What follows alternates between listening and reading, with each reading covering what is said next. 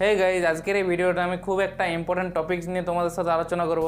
তোমরা তো যারা যারা স্মার্টফোন ইউজ করো, অবশ্যই এখন সবাই স্মার্টফোন ইউজ করো। গাইজ, তোমরা খেয়াল করবে যে তোমাদের স্মার্টফোনে এয়ারপ্লেন মোড বা ফ্লাইট মোড বা এরোপ্লেন মোড, যেটা যেরকমভাবে বলবে, মানে অনেকে অনেক রকমভাবে বলে, তো এই অপশানটা দেওয়া থাকে বা এই ফিচার্সটা থাকে। বাট এটা কেন দেওয়া থাকে বা এর কাজ কি, সব কিছু নিয়ে কথা বলবো আমি এই ভিডিওতে। তো তোমরা যদি ইন্টারেস্টেড থাকো তাহলে প্লিজ এই ভিডিওটাকে পুরো শেষ অবধি দেখবে এবং কেন থাকে বা এর কাজ কি সব কিছু জানতে পারবে। তার আগে তোমরা যদি এখন আমার এই চ্যানেলটাকে সাবস্ক্রাইব করোনি বা ফার্স্ট টাইম আমার এই চ্যানেলে এসছো, তো প্লিজ চ্যানেলটাকে সাবস্ক্রাইব করে দাও এবং পাশের যে বেল আইকনটা আছে ওটাও প্রেস করে দেবে। তাহলে তোমরা পরবর্তী ভিডিওগুলোর নোটিফিকেশনগুলো পেতে থাকবে। So hey guys, it's me Bubai and watching techno Bubai. তো চলো না করে তাড়াতাড়ি শুরু করি।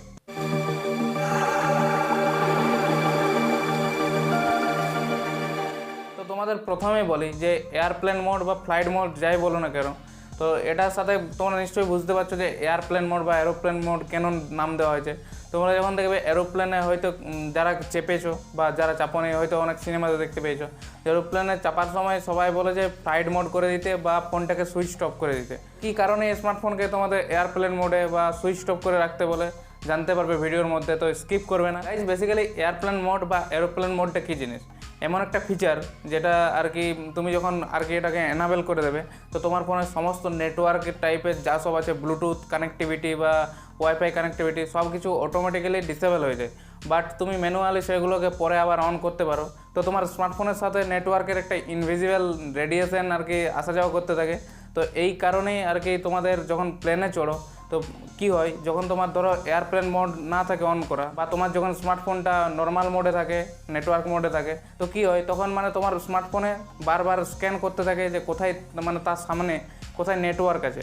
বাট তুমি যখন প্লেনে যাচ্ছ কোথাও, তো সামনাসামনি তো কোথাও নেটওয়ার্ক পাবে না, কারণ তখন তো তুমি আকাশে উড়বে, তো সেই সময় কোনো নেটওয়ার্ক সামনে পাই না। আর তোমার স্মার্টফোন কী করে, তখন তোমার মানে ক্যাচ করার চেষ্টা করে যে সামনাসামনি কোথায় নেটওয়ার্ক আছে সেটাকে ক্যাচ করার চেষ্টা করে। তো এর ফলে কী হয়, প্লেনের মধ্যে যত কিছু আর কি নেভিগেশন সিস্টেম থাকে বা যত কিছু আর কি সেন্সার থাকে, ওই যে তোমার রেডিয়েশন যে থাকে নেটওয়ার্কের সাথে, যেটা আর কি কাজ করতে থাকে, তো তখন নেটওয়ার্ক তো কোনো টাওয়ার বা নেটওয়ার্ক খুঁজে পাই না স্মার্টফোনে, তখন এই প্লেনের নেভিগেশন সিস্টেমটাকে আর কি ক্র্যাশ করার চেষ্টা করে। কারণ অনেক প্রবলেম, তোমার রেডিয়েশনটা তখন ওই প্লেনের নেভিগেশন বলো বা আলাদা যে সকল সেন্সারগুলো থাকে সেগুলোর এফেক্ট করে। তো এই জন্যই তোমার ফোনকে সুইচ অফ করে রাখতে বলে বা তোমার ফোনে এয়ারপ্লেন মোড বা ফ্লাইট মোডটাকে অন করতে বলে। বাট এবার হয়তো অনেকে এরকম ভাববে, যদি ভুলবশত কেউ আর কি তার ফোন অনেই রাখে বা তার নেটওয়ার্ক মানে ফ্লাইট মোড অন না রাখে, ভুলবশত অনেকে মানে যদি 1-8জন যদি করে থাকে, তাহলেও কেউ প্লেন ক্র্যাশ হওয়ার চান্স থাকে।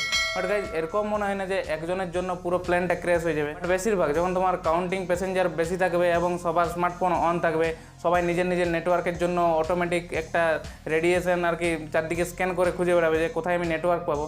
তো তার ফলে তোমার যে প্লেনের মধ্যে যে নেভিগেশন সিস্টেম থাকে বা রেডিয়েশনের ফলে তোমার যে সেন্সারগুলো থাকে সেগুলোকে এফেক্ট করতে পারে এবং তার ফলে প্লেনটা ক্র্যাশ হওয়ার চান্স থাকে। তো 1জন বা 2জন যদি এরকম ভুলবশত হয়তো অন করেই রাখে, তাতে কোনো এফেক্ট হবে না।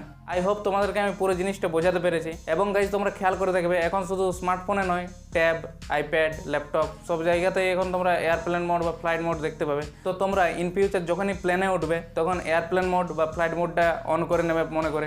এখন তো অনেকেই আবার বয়ফ্রেন্ড গার্লফ্রেন্ড যারা থাকে, তারা তো মানে ঝগড়াঝাটি হলেই এয়ারপ্লেন মোড বা ফ্লাইট মোডটা অন করে আরামসে বিন্দাস থাকতে পারে। তো এটাকে অনেকে উল্টো কাজে লাগায়, বাট এটার আসল কারণটা তোমরা হয়তো জানতে পেরে গেছো। তো যদি ভালো লাগে ভিডিওটা, প্লিজ লাইক করে দিও, কমেন্ট করে জানাও কেমন লাগলো। বা এনি আদার্স কোনো টপিক্স যদি সাজেস্ট করার থাকে সেটাও কমেন্টে লিখবে, বা আমাকে ইনস্টাগ্রামে ফলো করতে পারো, ইউজার আইডি ডিসপ্লেতে উঠছে, তো সেখানে ফলো করে নিতে পারো। এবং যে কোনো ডাউটস থাকলে সেখানেও আমাকে মেসেজে জিজ্ঞেস করতে পারবে, আমি তোমাদের অবশ্যই রিপ্লাই করবো। আর এখনও যদি আমার এই চ্যানেলটাকে সাবস্ক্রাইব করো নি, তো এরকম ধরনের tech related tips and tricks plus unboxing review দেখার জন্য এই চ্যানেলটাকে সাবস্ক্রাইব করতে পারো। তো চলো আজকের মতো এখানেই শেষ করছি ভিডিওটা, দেখা হচ্ছে নেক্সট ভিডিওতে। Till then take care, bye by.